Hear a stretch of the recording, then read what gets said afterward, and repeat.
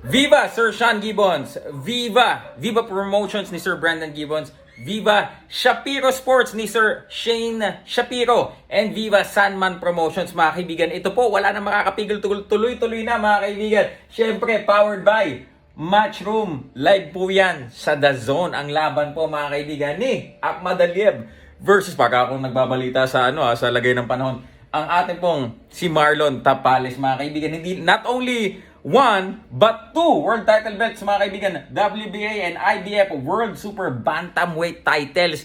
Mga kaibigan, gaganapin po yan sa Boeing Center at Techport, San Antonio, Texas. So, lahat po ng mga nariyan ngayon sa Texas mga kaibigan, sana po ay suportahan po natin live si Champ Marlon Tapales. Kailan po yan? Malapit na po. April 8 na mga kaibigan. Mauuna yung laban nila Champ Mark Magsayo, nila Champ Jonas Sultan. By the way, Feb 11 nga pala, lalaban na po si Champ, ito pong si Champ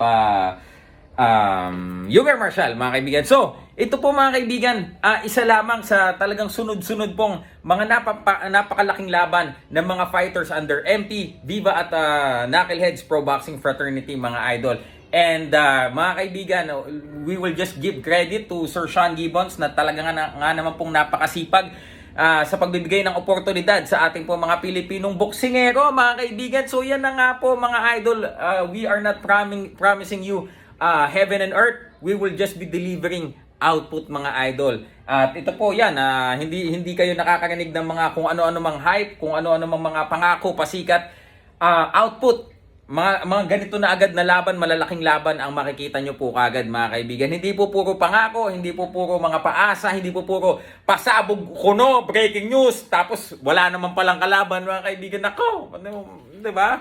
So magsawa na po kayo kakapanood at tangkilik pa sa mga nalipasan na ng panahon mga kaibigan.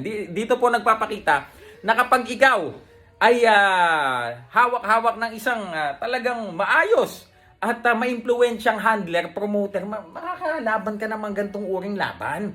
Hindi kasi yung mga ano kasi niya, mga detractors, mga naninira, sasabihin, dapat ganito, dapat ganyan ang ginagawa. Saliksikin nyo, sila ba may napatunayan na when it comes to promoting fighters?